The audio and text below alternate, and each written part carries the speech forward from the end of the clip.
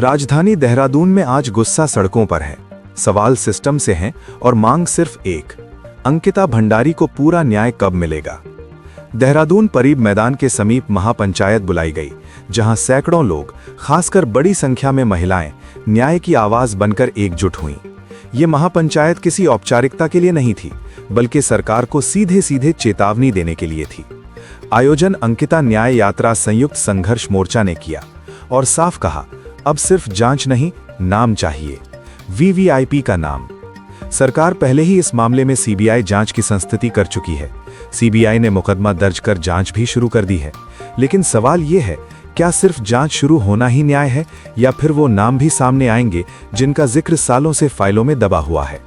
संयुक्त संघर्ष मोर्चा का साफ आरोप है कि इस पूरे मामले में अब भी सच्चाई को अधूरा रखा गया है। उनका कहना है, जब तक वीवीआईपी चेहरे का खुलासा नहीं होगा, तब तक अंकिता को न्याय नहीं माना जाएगा। महापंचायत के मंच से दो टूक कहा गया, अगर सरकार ने अब भी चुप्पी साधे रखी तो आंदोलन और उग्र होगा। इस आंदोलन को इंडिया गठबंधन का समर्थन भी मिला है, जिससे साफ है कि मामला अब सिर्फ सामाजिक नहीं बल्कि राजनीतिक दबाव भी बन चुका है। सवाल बड़े हैं, सरकार की परीक्षा है और इंसाफ की घड़ी टल नहीं सकती।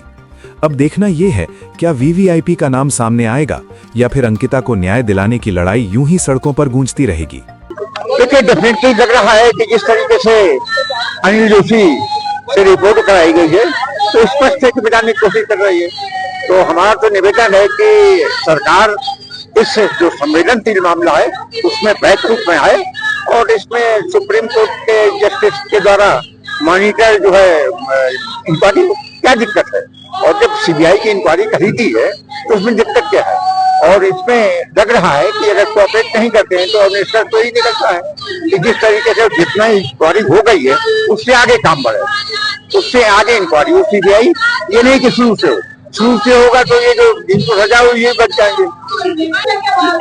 देखिए, ये तो लड़ाई लंबी है। हम तो राज्य आंदोलन के दौर से ये गीत गाते रहेंगे, लड़ना है भाई ये तो लंबी लड़ाई है, लड़ना है बहना ये तो लंबी लड़ाई है। लेकिन जीतने के लिए मशाल जलाई है, जीतने के वास्ते मशाल जलाई।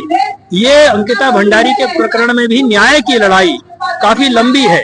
3 साल हो चुके हैं, अभी भी वीआईपी का खुलासा होना बाकी है। और ये जो सीबीआई जांच की संस्तुति हुई, इसमें 2 बिंदु हमारे हैं जिन पर हमको आपत्ति है। पहली बात यह कि सीबीआई जांच सुप्रीम कोर्ट की निगरानी में होनी चाहिए, अन्यथा उसका वही हश्र होगा जो एसआईटी जांच का हुआ।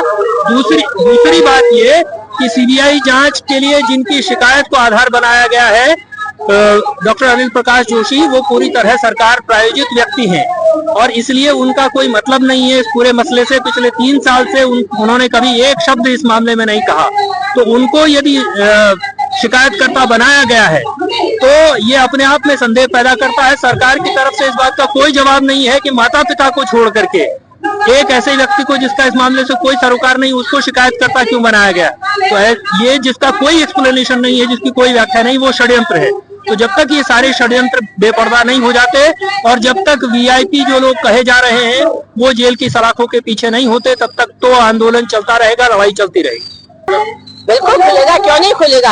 हम इसीलिए तो चीजों को कर रहे हैं कि वीआईपी वैसे भी जनता के सामने है और आज जनता उसको जनता के सामने ही रखेगी कि वीआईपी जो है उनको क्यों नहीं अभी तक जांच की प्रक्रिया में लाया जा रहा है। और वीआईपी बिल्कुल साफ है, दुष्यंत गौतम है और अजय कुमार हैं, और जिन्होंने इसको हमारी जो भी रिजॉर्ट को तोड़ने की, हमारे साक्ष्यों को मिटाने के आदेश देकर जो वहाँ पे बुलडोजर चलाया है, वो भी जांच के घेरे में आना चाहिए। हमारा स्पष्ट मानना है कि हमारे सामने वीआईपी है और हमारे पास वो लोग भी हैं जिन्होंने साक्ष्य मिटाए थे और आज हर चीज की घोषणा इस पंचायत के माध्यम से होगी। आज महापंचायत करने का जो उद्देश्य है वो स्पष्ट है। हम चाहते हैं कि जो वीआईपी इस मामले में संलिप्त हैं उनको केंद्र में रखकर जांच हो। 2 लोगों के नाम सामने आए थे, दुष्यंत कुमार गौतम, अजय कुमार, उनको जांच के दायरे में शामिल किया जाए।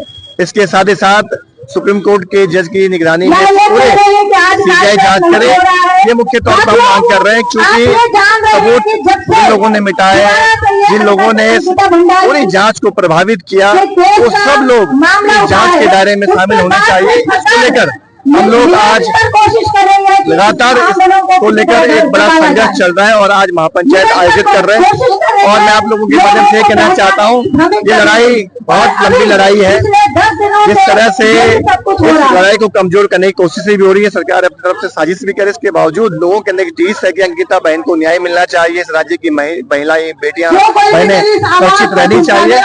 तो मैं यही कहना चाहूंगा कि आम जनता को ये सोचना चाहिए कि उनकी बहन बेटियां अभी सुरक्षित रहेंगी जब हम सड़कों पर अपनी महिलाओं के, बच्चों के सुरक्षित भविष्य के लड़ेंगे। तो सभी से अनुरोध है कि इस लड़ाई को मजबूती से लड़े। इस लड़ाई में आप लोग शामिल।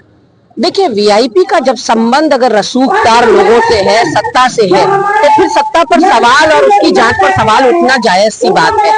ये अभी तक तथ्य जो छुपाए गए हैं, जो सबूत और साक्ष्य मिटाए गए हैं, पहले दिन से आज तक 3.5 सालों में अंकिता भंडारी हत्याकांड में जिस तरह का झोल नजर आ रहा है, जिस तरह से सब कुछ नष्ट करने का प्रयास सत्ता के द्वारा किया गया है, उसकी वजह से यह आक्रोश आज महापंचायत में बदला है। सीबीआई जांच की बात कहने के बावजूद लोगों को संतुष्टि नहीं मिल रही है कि अंकिता को न्याय मिल पाएगा, क्योंकि पहले दिन से हम देख रहे हैं कि बुलडोजर चलाया गया, उसका बिस्तर स्विमिंग पूल में फेंका गया, 2 बार आगजनी वहां हो गई। तो कुल मिलाकर ये सत्ता के संरक्षण का और सिस्टम की क्रूर विफलता का जीता जागता उदाहरण है अंकिता भंडारी हत्याकांड। और अंकिता केवल एक लड़की नहीं थी, वो उत्तराखंड की बेटी होने के साथ साथ ये पूरा मामला उन अनेक बच्चियों का है जो अपने घर से काम करने के लिए निकलती हैं, आत्मनिर्भर होने के लिए निकलती हैं। अगर आज उत्तराखंड का समाज एकजुट एकमुठ नहीं हुआ